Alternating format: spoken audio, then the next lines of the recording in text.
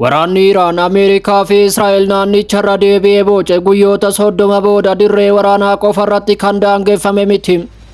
Amma wallabdee marsaa hedduu qabu kan waraana diinagdee fi xiinsammuu magaalota galaana fi daandii addunyaa irratti babal'ate ta'eera. Waraanni ajjeechaa Alii Khamenei gurraandhala 28 hordofuun ka'e kun marsaa balaa guddaa qabu keessa seeneera. Wanti akka haleellaa xiyyeeffannootti jalqabe gara haleellaa itti fufiinsa qabuu fi uraalee misooma fi magaalota irratti namoota nagaa gara awwaalatti harkise ta'eera. Sa'aatii 24 darban keessatti dhoo'insi magaalota Iraan, Israa'el fi guutuu naannichaa keessatti dhagahameera.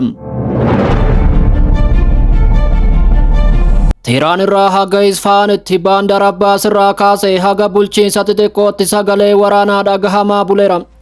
Haleellaan qilleensaa naannoo indaastirii, naannoo mana jireenyaa fi dhaabbilee tarsiimoo rukuteera. Baandar Abbaasitti haleellaan Baandar Pool irratti raawwatame lammiileen nagaa du'anii madahaniiru.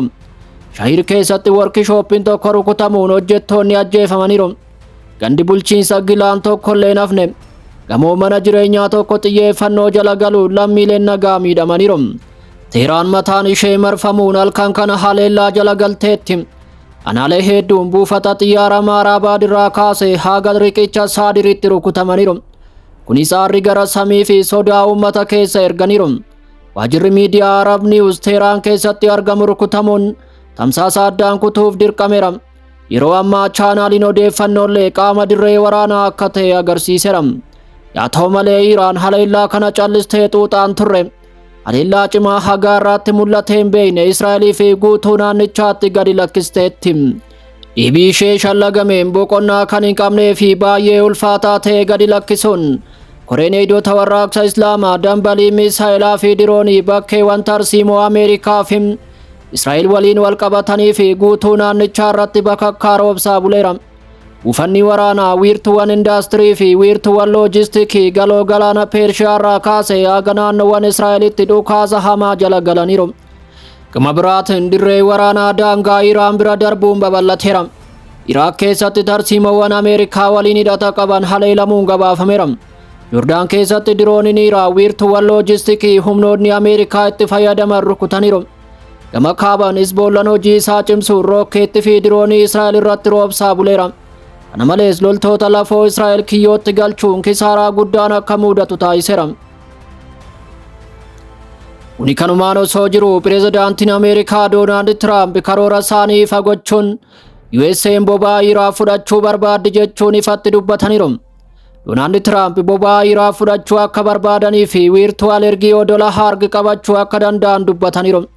Sababni isaas loltoonni Ameerikaa kumaatamaan lakkaa'aman gara baha giddu galeessaatti ergamaniiru. Pireezidaantiin Ameerikaa gaafiif deebii halkan FT waliin taasisaniin filannoon isaanii boba'aa Iraan fudhachuu ta'uu himuun taatee Ameerikaan boba'aa Veenzuweelaa to'atte waliin wal bira qabuun dubbataniiru. Yaadni pireezidaantichaa kuni kan dubbatame yeroo waraanni Ameerikaa fi Israa'el Iraan irratti baname baha giddu galeessaa rakkoo hamaa keessa galcheefi ji'a tokko keessatti gatii boba'aa 50% waliin akka dabalu taasisetti. Ishaatti ganamaa irraa boba'ii barmeelli tokko $116 kan ta'e yoo ta'u, erga wallabdeen kun jalqabee daballii sadarkaa olaanaa ta'uun galmaa'eera. Tiraamp fuulaa fuulatti akkas jechuun dubbataniiru.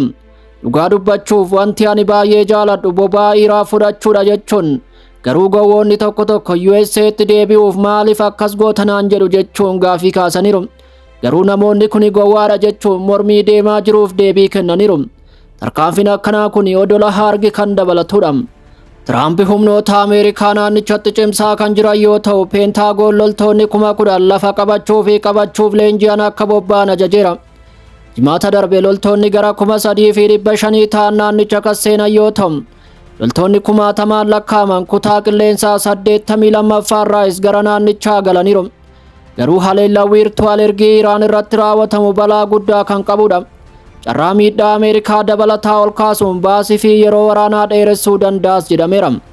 Tiraamp yaada wal faallessu kennaniin tarii odola hargi fudhachuu dandeenya, tarii immoo fudhachuu dhiisuu dandeenya jechuun filannoo hedduu qabna jedhaniiru. Akkasumas yeroo muraasaaf odola hargi keessa jiraachuu qabnas jechuun dubbataniiru. Waa'ee haala ittisaa Iraan odola hargi irratti qabdu gaafatameef akkas jechuun deebiseera. ittisa waan qaban natti fakkaatu jechuun baay'ee salphaatti fudhachuu dandeenya jechuun deebiseera. Wallabdeen kun guyyoota darban keessa babal'achaa kan dhufe yoo ta'u, jimaata darbee haleellaan buufata xiyyaara Saawudii Arabiyaa irratti raawwatame loltoota Ameerikaa 500 ol madeesseera. Akkasumas xiyyaara hordoffii US E3 seentarii doolaara miliyoona 270 baasu barbadeesseera.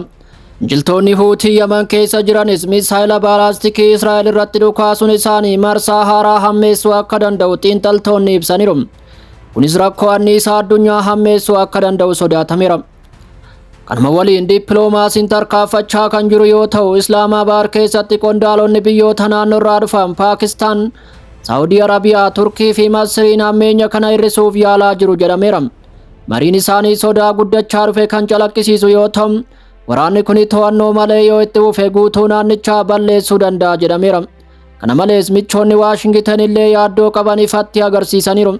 Gabaasni akka agarsiisutti biyyoonni galoo galaanaa investimantiiwwan gurguddoo Ameerikaa keessaa baasuu dabalate bu'aa dinagdee gaafachaa akka jiran himameera. Waraanni kun bu'uuraalee misoomaa balleessuu qofa osoo hin taane sirnoota faayinaansii raaseera. Ameerikaa keessatti fuulli biraa banamuun siyaasa fi hawaasummaa cinqii keessa galcheera. Lammiileen Ameerikaa miliyoonaan lakkaa'aman baanarii No Kings jedhamu fayyadamuun mormii qindoomina qabuun imaammata Doonaald Tiraampiif waraana mataa isaa sirriitti mormaniiru. Iskeeliin kun seenaa kan qabu yoo ta'u, waraanni biyya alaa hammaataa dhufuun qoqqoodinsi biyya keessaa gadi fagoo ta'uu mul'iseera. Gama kaaniin sirni ittisa qilleensaa Israa'el dhiibbaa keessa kan jiru yoo ta'u, dhiyeessiin intarseeptarii of eeggannoo jala galeera. Waashingtaniif dirree waraanaa kana booda haleellaa qilleensaa fi galaana irratti kan daangeffame osoo hin taane, karoorri waraana lafoo tasa fudhatamuu danda'u ilaalamaa jiraachuun himameera. Tarkaanfiin kunis waraana kana hammeessuun guutummaatti irra deebi'ee bocuu akka danda'u sodaatameera.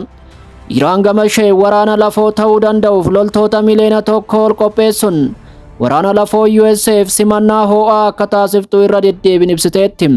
Muddamni kun tarii guyyoota 30 booda dhugaa hunda caalaa murteessaa ta'e ta'uu danda'a. Gamni lachuu duubatti deebi'uu diduun tarkaanfii isaanii tarkaanfachiisaniiru. Waraanni kun kana booda rukuttaa tokko haloo ba'uu qofa osoo hin taane dorgommii obsaa tarsiimoo fi dhiibbaa itti fufiinsa qabu ta'eera. Biyyoonni hedduun gatii kaffaluun tasgabbii naannoo manca'eera. Gabaan addunyaas yeroo qabatamaa keessatti deebii kenneera. Egaa kabajamtoota hordoftoota miidiyaa JSS Afaan Oromoo odeeffannoon ammaaf qabnu kanuma. Odeeffannoo haaraa biroo qabannee haga walitti deebinutti subscribe, like, share gochaa akkasumas yaada qabdan karaa komentiin nuuf kennuun dagatinaa jecha bakka jirtan hundatti hamtuun isin argin jennee asumaan nagaadhaan manna.